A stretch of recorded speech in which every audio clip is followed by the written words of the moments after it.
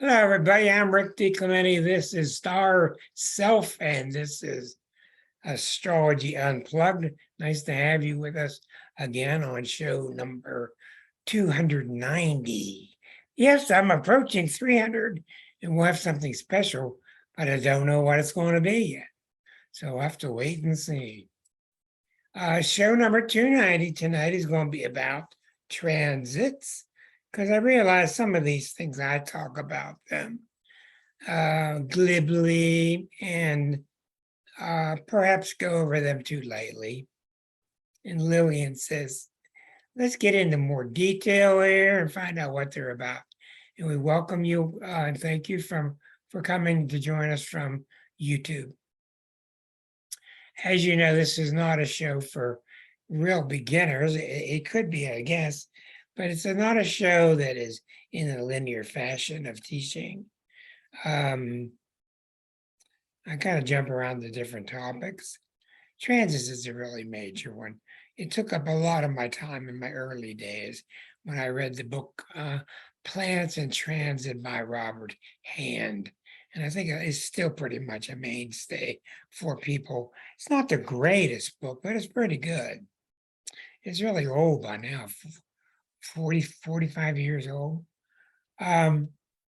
He did planets in transit. He did planets in houses, etc. Tonight, we'll be talking about three things, but really about two. The three things are when a transit goes over a planet. That's the main thing. When a transit is going over and sitting on a planet and another planet comes and joins it and triggers it, that's the big deal. And the third thing is when a planet gets hit. We're not going to talk about that because that's not a transit. A transit hits. We're talking about transiting, hitting natal planets. We're not talking about transits hitting other transits. We're talking about transits sitting or hitting natal planets. And we're also talking about when another planet piles on top of that. And that's when it gets pretty wicked. Okay? So when you look at the list of planets, which I'll be working with our basic list here, when you look at the basic list, the sun and the moon and Mars, the sun and the moon and Mars, these are your trigger planets. These are the ones that don't cause that much by themselves, but when they hit something that's already sitting on something, the sun could be a full moon, a new moon, either one of the eclipses. The moon only seems to trigger things, I find, when we find out the minute something happens, because the moon travels so fast. But of all these, Mars is the biggest trigger. By far, Mars is the biggest trigger. So when a planet is going over a planet, this is another important reason that you got to kind of understand the speed of these planets. And that's why you don't make too big of a deal out of the hierarchy. You don't make too big of a deal out of the 5 personal planets because they're all moving pretty fast. They're all moving pretty fast. Their effects are not that elongated. Their effects are rather brief. That's why most of the topic for tonight is really the last 4, because Jupiter transits are not that earth-shattering. They can be important, yes, but they're not that earth-shattering. The biggies in your life, the big deals in your life are these 4 plus Eris, but we're not going to get into Eris. And also Chiron. Suffice it to say, we'll be talking a lot about Saturn, Uranus, Neptune, Pluto. What do you think, Lillian?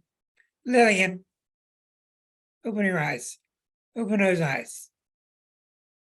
She's pretty laid back Taurus. Okay, now, when a planet comes over and hits another planet, we're talking about a planet transiting over a natal planet, or opposite a natal position, or at a right angle. Now, they can be trine and sextile and all these other things, but for the most part, we're talking about important experiences in your life. And that's why you can pretty much keep a rotating cross in your mind. When you look at a chart, keep a rotating cross in your mind. So if Mars is hitting you from here, Mars is also triggering what's up here and what's on the sides. So that's what I mean by a rotating cross. So when Mars is triggering, that's the 4 positions that it's very likely to trigger. And when a planet hits a natal planet, you're given the energy of the transiting planet. That's the new energy that's coming through you that feels like it's coming from out there, but it's coming from inside you, but it feels like it's out there. And it's unfortunate that we use the word Mars is hitting you now. It's really the way it seems. It's the way we talk about it, but Mars isn't hitting anything. It's just that the Mars vibration inside of you has pumped itself up, and the guitar string from Mars is getting very synonymous with the guitar string of another vibration, and those 2 vibrations are colliding. So anyhow, let's keep it very simple at first. Let's say your moon is sitting here, and the moon is your emotions. So it's very important that you understand what's being hit. And if what's being hit is 1 planet, is it 2 planets? Is it an opposition? It all depends on the complexity of what's being hit. So if your moon is sitting like at 10 degrees of Pisces, and Saturn comes along over that moon, well, you got to understand the time these things take. Saturn usually takes about a month before and about a month after. Oh, 2-month period. If Mars comes across, it's a couple-day period. If Pluto comes apart, it could be several-year period. There's no way around this. You just have to know the general time periods that these planets take. Now remember, the outer planets seem to be moving very slowly, but they're really fast. They might even be faster, but they're moving through the zodiac slowly because they're so far away. So if Saturn comes over your moon, Saturn is a planet and it's going to want to do Saturnian things. It's going to seem like the world is doing Saturn things to your moon, but in reality, it's just your insides realize it's time for your moon to pick up some Saturnian qualities. Saturn makes things more serious. Saturn makes things, let's not waste money. Let's not waste our time. Let's not waste our energy. Let's not waste our feelings being glib. Let's get more serious. And why does Saturn do what it does? It only does it for one reason, to make sure things work. So coming over your moon being so complex, your house, your home, your family, your emotions, mainly your emotional nature. Saturn comes over your moon, all of a sudden you're not going to feel that playful. People are going to say, what got into you? And you're going to seem rather serious. And you're going to see where you have been glib and where you have been irresponsible. You're going to feel like not being that way. You're going to feel like fixing it and making it work. You see how that works? Saturn over your moon, you're going to be feeling like what came over you is this more serious feeling, and the target is the moon, so you're going to want to start fixing it. You might want to talk with your mother, you might want to talk with your family, you might want to deal with property issues. So the moon can be many things. So it's very common when Saturn goes over the moon, it's going to want to calm it down. Whereas if Uranus is going over the moon, and if that moon is too stable or too resistant or not having any fun, the Uranus wants to liven it up. See, each planet has its own nature as it's transiting. So Uranus wants to liven it up. Let's try going to eat here. Let me try to fix my hair like this time. Let me wear that hat. Uranus wants to liven things up because things get old, things get boring. It's opposite of Saturn, which is one reason things are weird right now, because Saturn and Uranus are at a right angle to each other. So you don't know whether to go out and be conservative or to be non-conservative. You don't know whether to wear your weird hat or your normal hat. And these things are switching back and forth quickly when Saturn and Uranus are squaring each other. That's one reason we're seeing the economy is going so, fluctuating so, because of those two major planets. So when we go back to the planet list, in actuality, most of your life is spent dealing with these two guys here, because they move fast enough, but they're slow enough. These guys inward move pretty quick, and things happen, yes. But most of the time you're dealing with Saturn and Uranus. Now, these outer planets like Neptune and Pluto, they're either on you for a good while or they're off you. And when they're on you, you'll know they're on you because they're big time changes. So when Pluto goes over one of your planets, it's moving very slowly. It has a long-term effect that could be anywhere from a couple weeks to several years.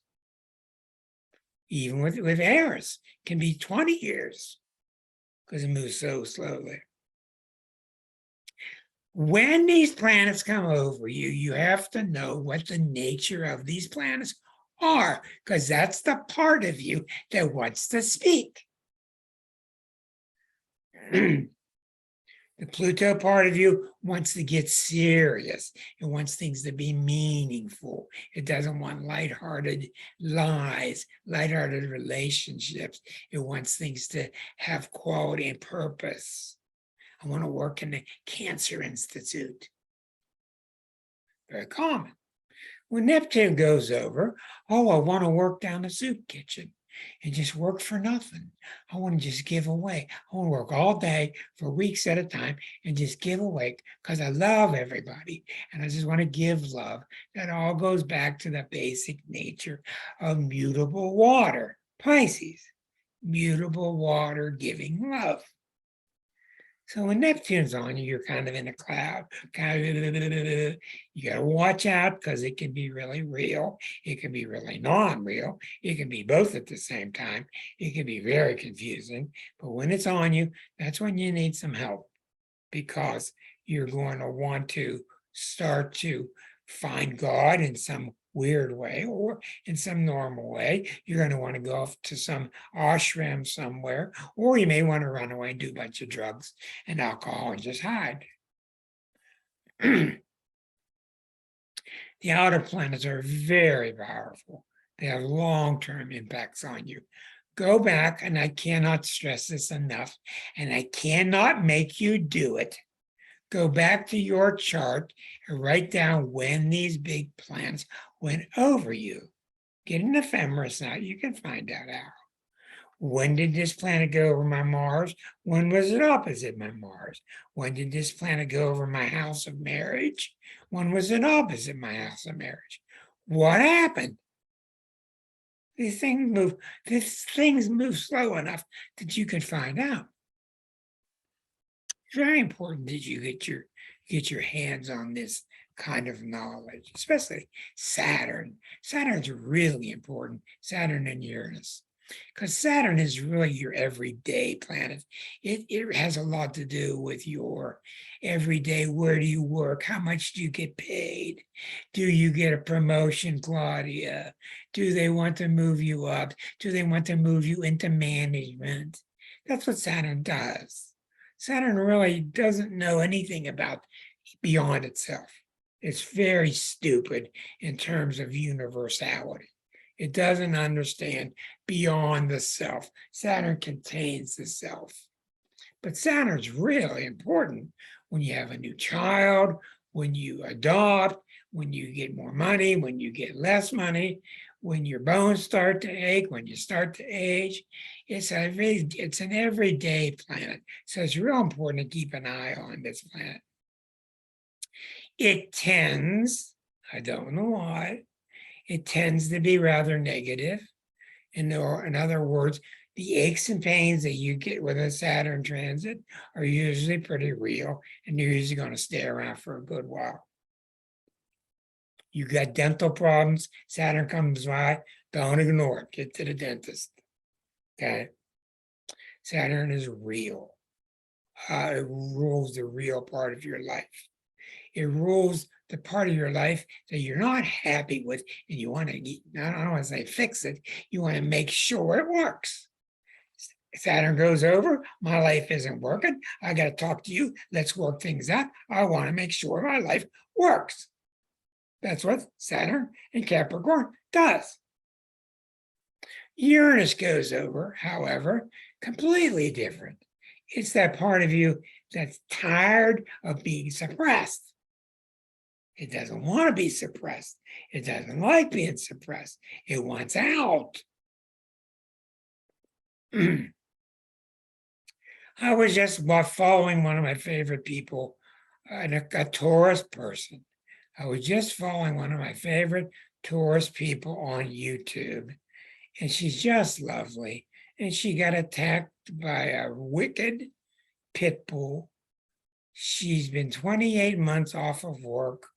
She got her shoulder bitten up because she was carrying her puppy, and the pit bull wanted to kill her.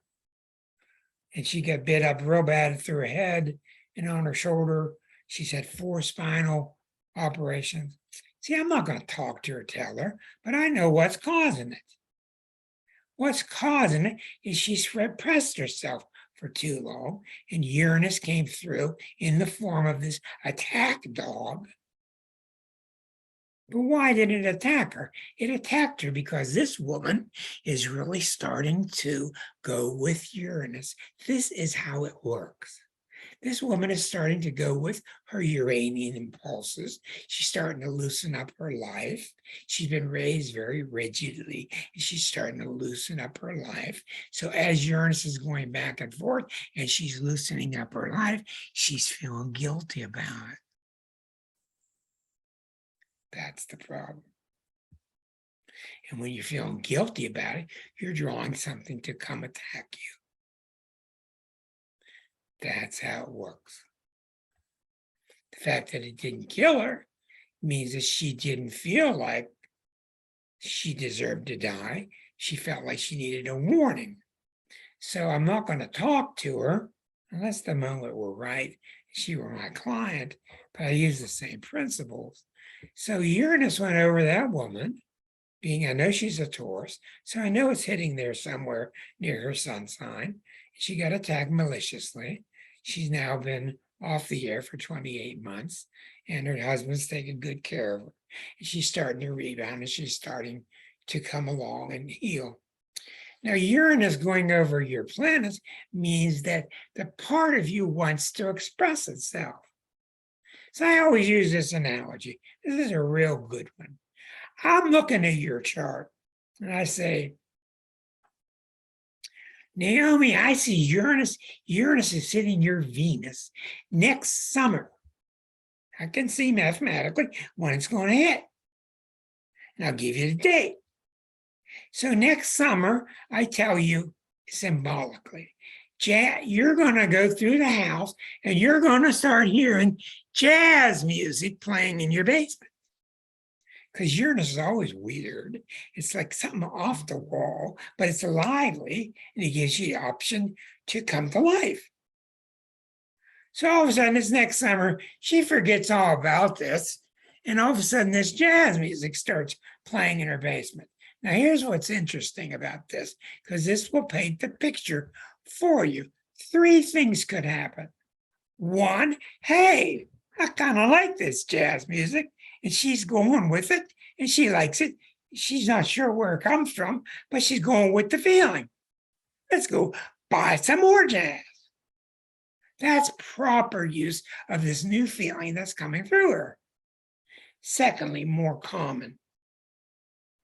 You kind of like it, you kind of dance, but you don't. Turn that stuff off, would you? Hey, let's turn that back on. You kind of go with it a little bit, but you turn it off. And that's because we're not trained. We're not trained that these energies are coming through us, or they're natural parts of us. If you were to really talk to her at length, you would find, yeah, it's been a long time since I boogied. I've been too stiff. I've been too rigid. I've not been moving. I've not been grooving. I've not been getting some elbow room. So when that music comes, as predicted, as known by the astrologer, not predicted, then you start to move with it. And then, in essence, Uranus is like somebody going through the robot that's you and loosening all the bolts. Just going through your little bolt system and loosening you up a little bit so you can move. That's what it's like. Third person doesn't notice the thing. They're in trouble. They didn't hear the music. They don't know about the music. Neighbors can hear the music. Kids can hear the music, but you can't hear the music. That's a bad sign. Why is it a bad sign? Because your Uranus is playing and you can't hear it. That's the kind of person that gets bit by the dog and killed. Do you understand me? This is how the planets work. Not this newspaper stuff. You're going to meet a tall, handsome stranger on Friday night. Or you're going to have hot romance for 2 weeks. That's not how it works. The planets are symbols of energies in you that want to release.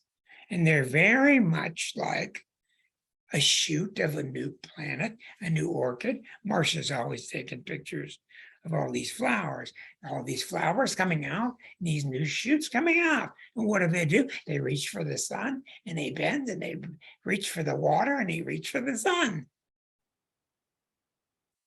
That's what the planets do. So when Pluto's on somebody, Pluto's hitting one of their planets, or it's just kind of sitting near a planet. That's why I've talked to you so much about what to do during a Pluto transit. Get rid of the old, bring in the new, find your courage, start to move, get powerful. Your power is arriving. So what's happening in America? We're having a Pluto return. This is a massive Pluto transit to the country, once every 250 some years. What does it mean? It doesn't mean that, hey, they're threatening nuclear weapons over in Russia. That's incidental. What it means is that Pluto part in us as Americans, that Pluto part wants expression. And Pluto's about, we're not going to bullshit people anymore. We need to become real with people. We need to resolve situations where we screwed people in the past. We need to become real in our relationships, that when we say we love you, we do, we mean it. We don't mean that the little plaque on the Statue of Liberty means maybe sometimes. Bring us you're tired and you're poor and you're lonely and you're weak sometimes. Bring us sometimes. I don't want them now, but sometimes.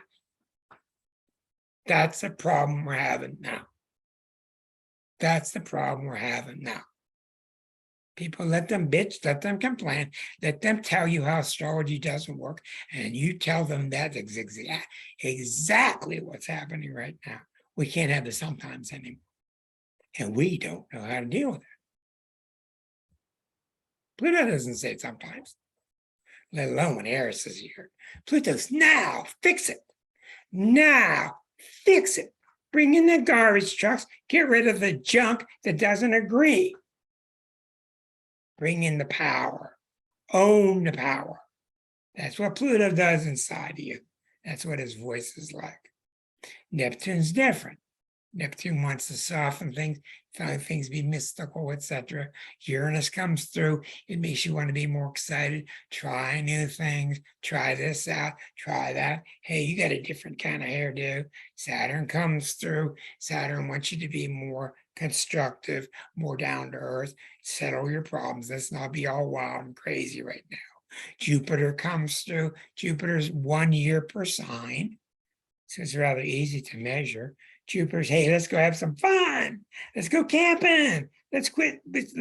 Let's take a camper all around the country, like the Sagittarian Susan that keeps coming up on our screen and then disappearing. She's somewhere in Washington. Every week she's here, then she's there, then she's here, then she's there. And she's having a jolly old time because she's doing it like Jupiter wants to have it done. Now, the big story is this.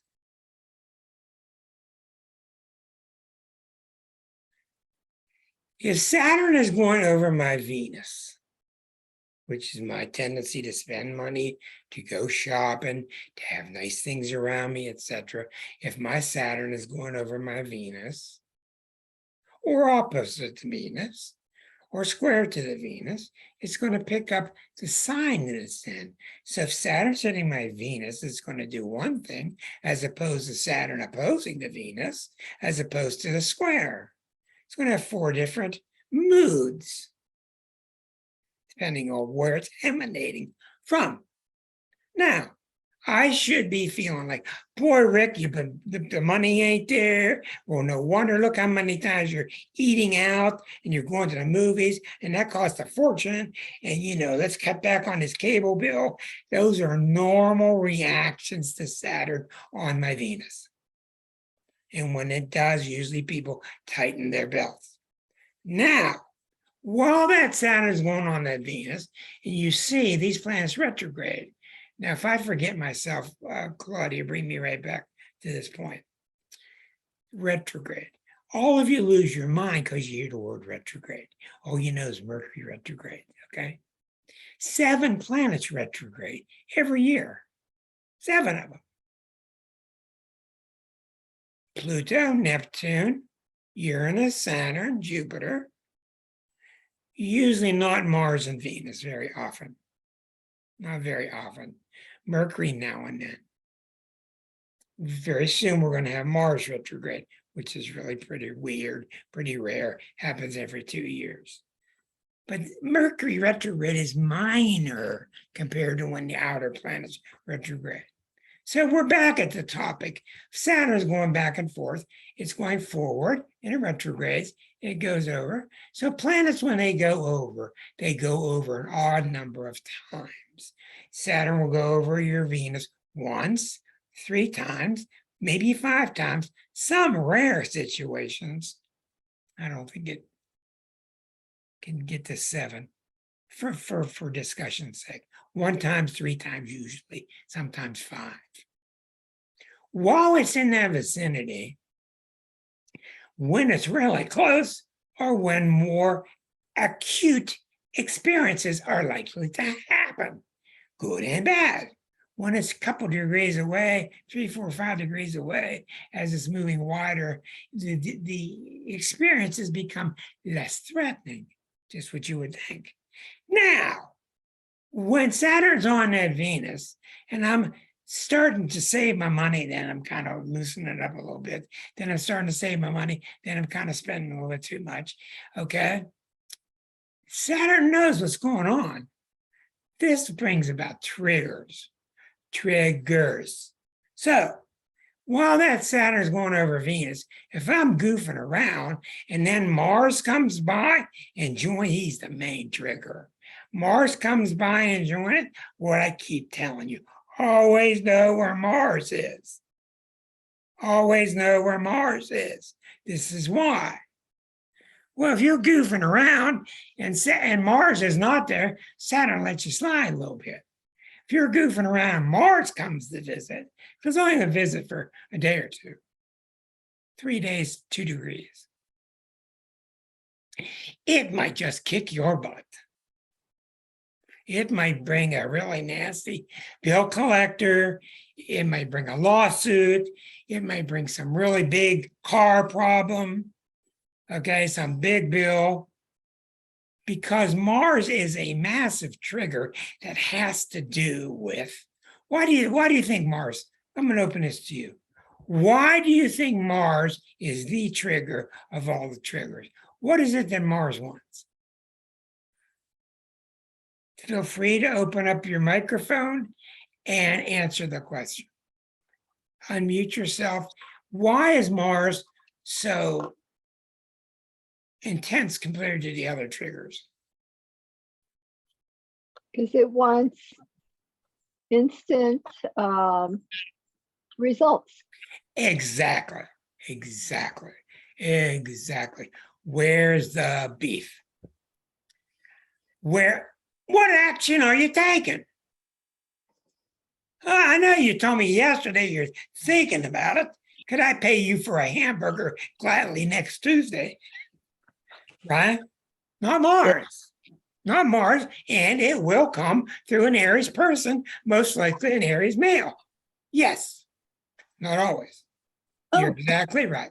It wants action. Somebody said something. Oh, sorry, I had opened my mic. Yeah. Okay. Now, likewise,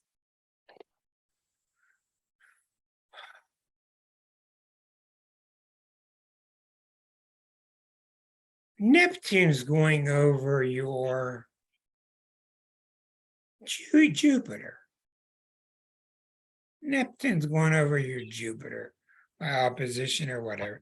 It moves very slowly. These are two really wonderful spiritual planets. And inside you, you start to feel like, I don't want to go to this party anymore.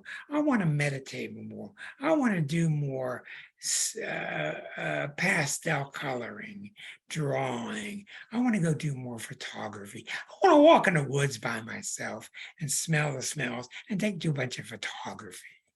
It's playing with your spiritual side. It wants you to bring out your spiritual side. Now, if you're paying attention to this and you haven't screwed it up with identifying it with being Catholic or Presbyterian or whatever screwy religion, Neptune is about you opening up to God. It's that simple. Now, if it's coming by and you're taking action, you're trying to meditate, you're trying to soften your voice, you're trying to have more pleasant relationships, you're trying to be more spiritual in your life, things will get better and better and better. Now, if you're not, and you're having a spiritual crisis, then all kind of stuff could really bad happen. This is when people have really weird things physically happen to them. And they ask me what it is, and I tell them, I'm not worried about it. I'm not a doctor. I don't even want to talk to you for a couple of months. I want you to deal with it yourself. But you're going through a spiritual crisis. And that's why I don't talk to them, not because I'm mean, because you have to go through your spiritual crisis yourself. It's just so individuated, I can't chip in. All I can say is real. Yes, it's happening. Yes, stay away from alcohol. Yeah, no, don't have any affairs. Neptune is on you. Yeah, these weird dreams are happening to you. Yeah, these weird visions are happening. They're all the subconscious is trying to guide you and teach you and get you away from materiality. So another planet comes by, like an eclipse. See, the sun and the moon and Mars, those are your triggers. An eclipse might square that point. This is why you see eclipses bring public scandal to public figures. If a public figure is bouncing around in the area of their dirty laundry almost being shown, and an eclipse hits, goodbye. Could we have a close-up, please? It's going to be shown, it's going to be public, it's going to the courts, the press is getting a hold of it. You're going to have a big time scandal. Why do you have the scandal? because God's up there. I don't know, like they've been messing around an awful lot. And boy, I'm tired of waiting. Let's give them a scandal. It's not how it works. What it is your insides are tired of listening to you. Your insides are tired of your false promises. That's simple. Okay, I don't know what to do with you. Okay, how about a public scandal? Let's just rip your senatorship away from you. Now you're done. Okay, go back home.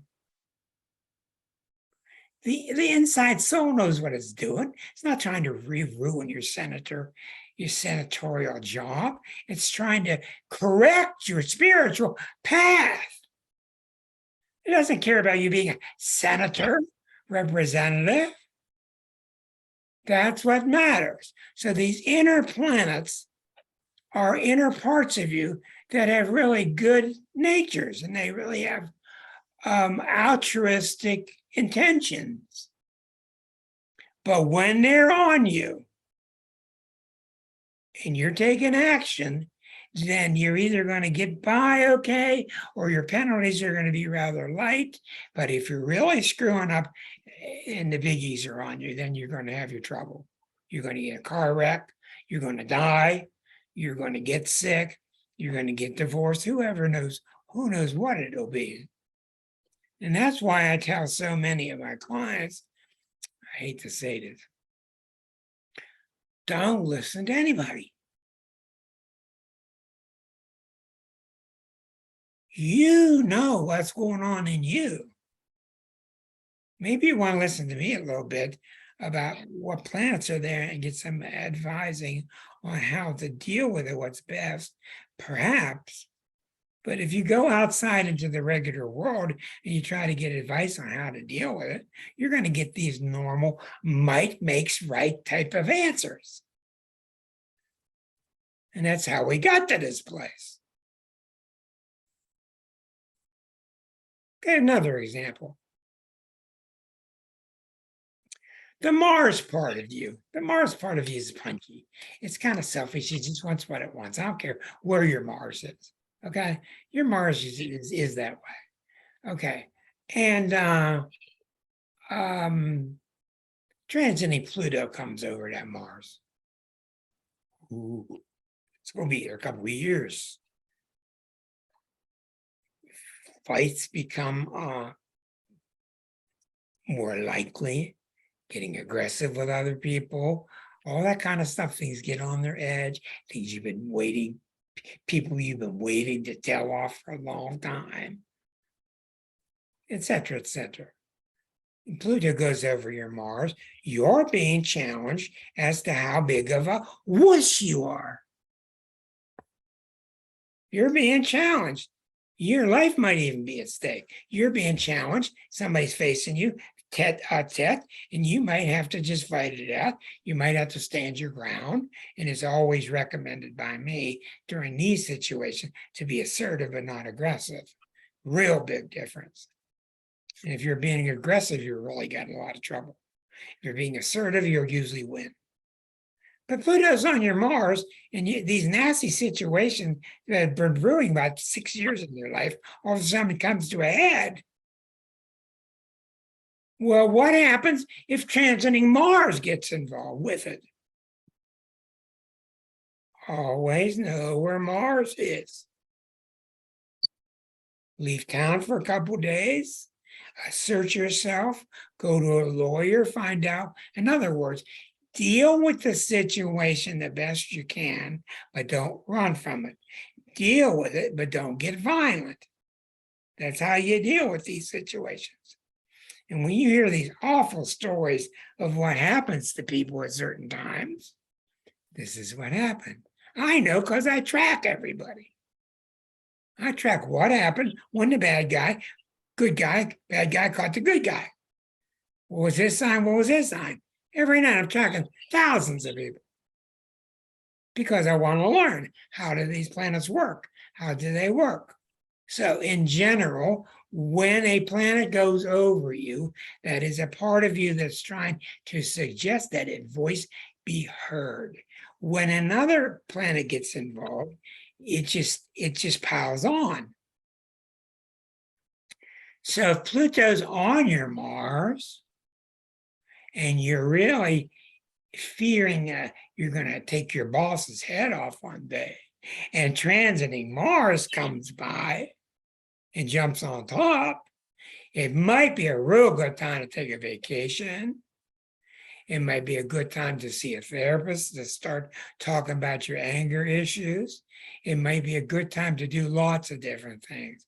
But that's what happens is the outer or middle planet is sitting on a natal planet, and another planet comes by and compounds it. Okay. If it's Mars, like Erica said, it wants you to act, do something. You might feel like killing somebody, which you shouldn't do, but you might need to take some action. If it's another planet like Neptune going by, maybe you need to forgive that person. If it's Saturn going by, maybe you need to construct something around them, change your business schedule, change your hours, do something like that practical. Do you understand how I'm building my cases here?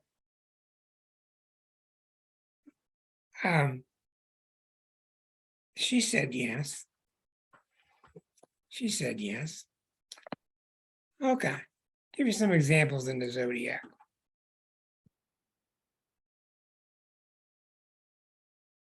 Okay. In the zodiac, let's say you've got a planet sitting in early Aries.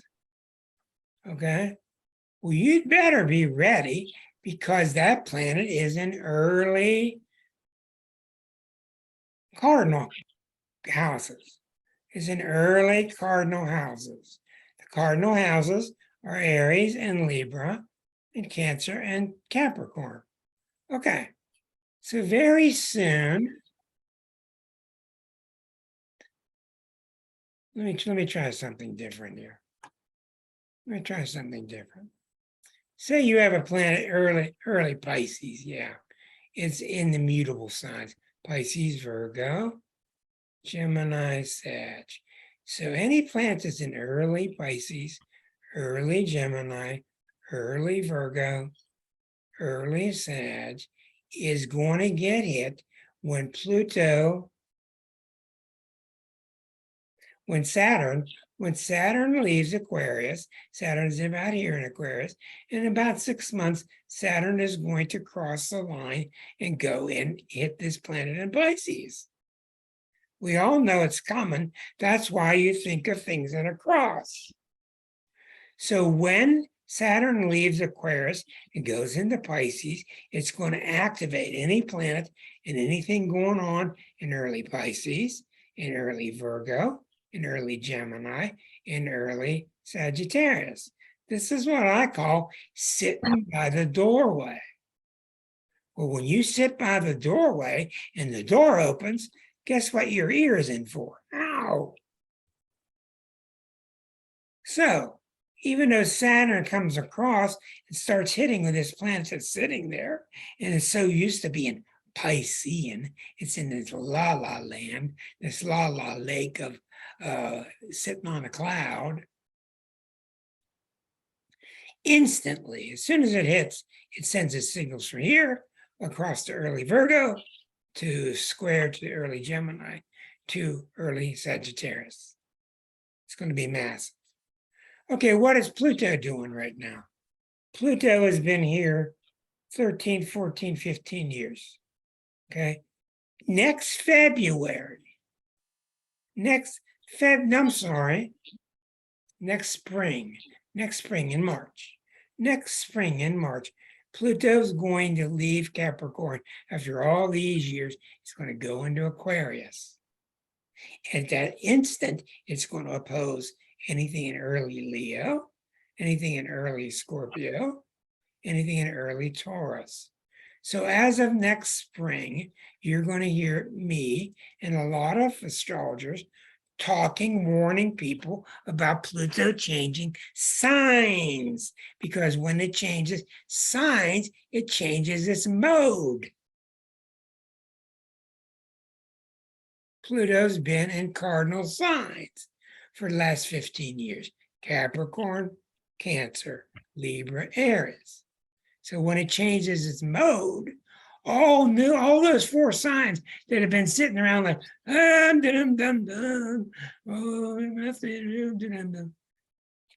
they're going to get waken up as soon as Pluto crosses. Then Pluto will stop and it'll go back into Capricorn for several months. It'll go back and forth as it progresses and it retrogrades over that cusp. So when you have planets that are in the early part of a sign or in the late part of a sign, you should become especially aware.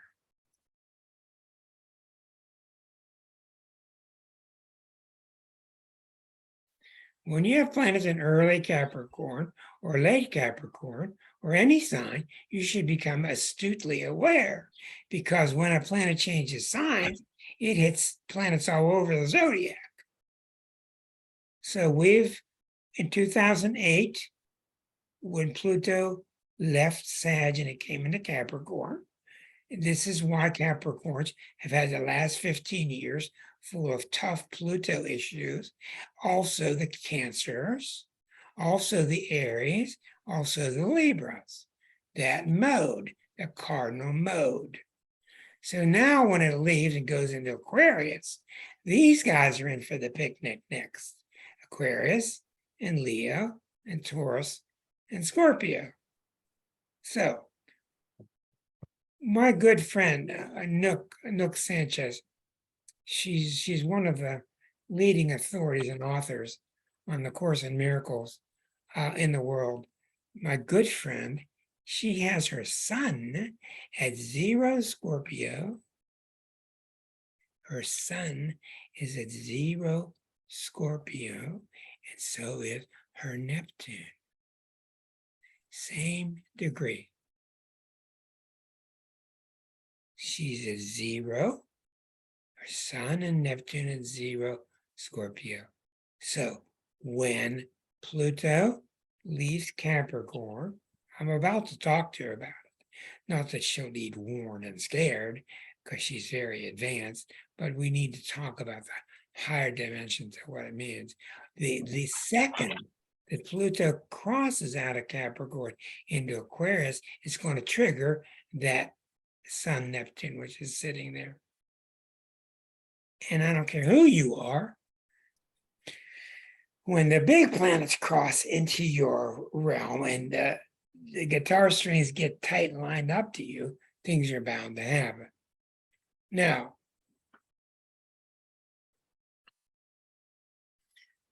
one of the best things that you can do, as I've told you, I know Lillian doesn't seem concerned. Maybe she is because she's a Taurus, and I think she's just worried about what's in her food dish. Anyhow, this is why it's so important to know where your planets are. If you have a planet at 10 or 15, you don't have to worry as much.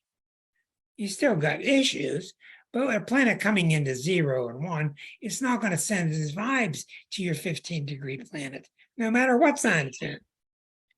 You're not going to get it that badly, okay?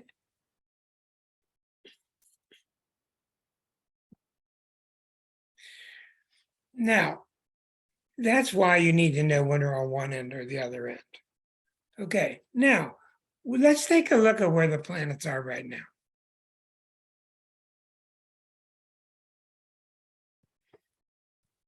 No matter what I'm doing, I stop at least once a day and I say, where are the planets right now?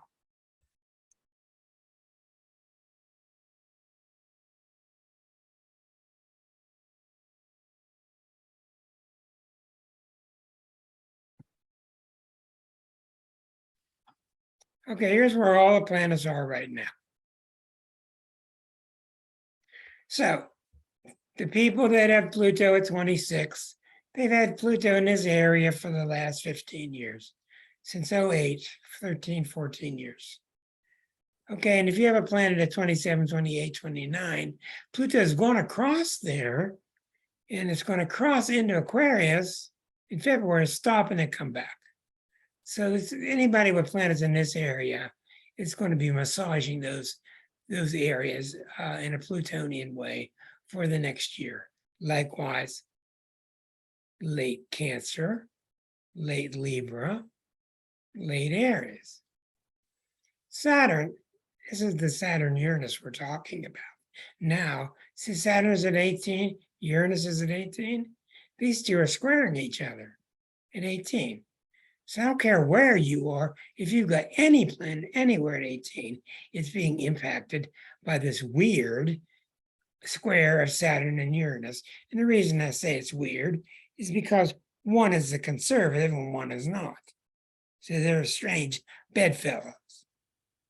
Now, another thing we want to look at is Neptune. Neptune has been over 10 years in the sign of Pisces. It won't be that long till Neptune leaves Pisces and goes into Aries. That's a big deal. That's the end of the zodiac and the beginning of the zodiac. So Neptune will start on a new zodiac in 3 or 4 years. Okay? And as I told you, I'm not going to bother with the rest of it very much. But as I told you, we got to keep an eye on Mars. Now, why is Mars a big deal at 22 degrees of Gemini? Why is Mars a big deal? Let's see if you can answer this. Why is Mars at this moment, and this tells me down here, 23 days from now, Mars is going to go retrograde.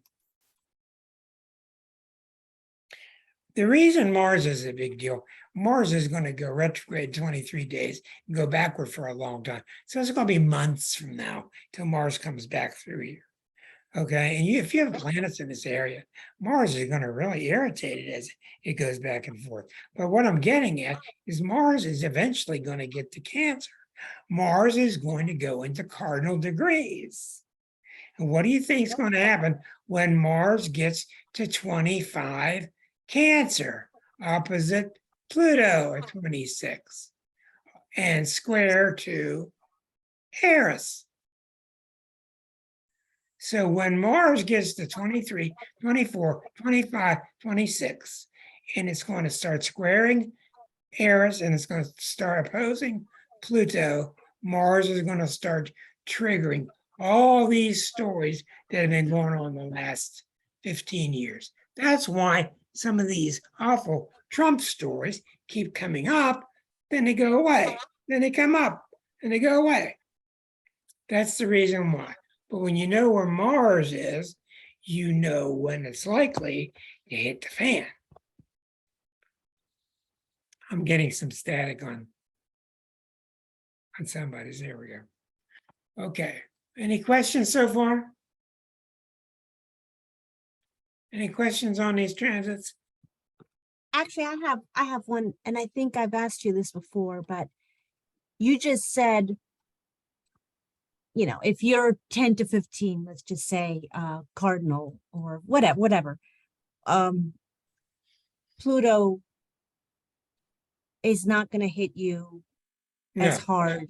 Right. Okay, let's take, if you are a fixed sign, when it crosses over to Aquarius, is it possible that even though you're a later degree, let's say 10, 12, 15, whatever, that you'll feel it because of the energy changing into Aquarius? No. Okay. What's going to happen is a very good question. Is number one, you're going to get a big delay because it's got a lot to go through till it gets there. Number two, fixed signs are like molasses.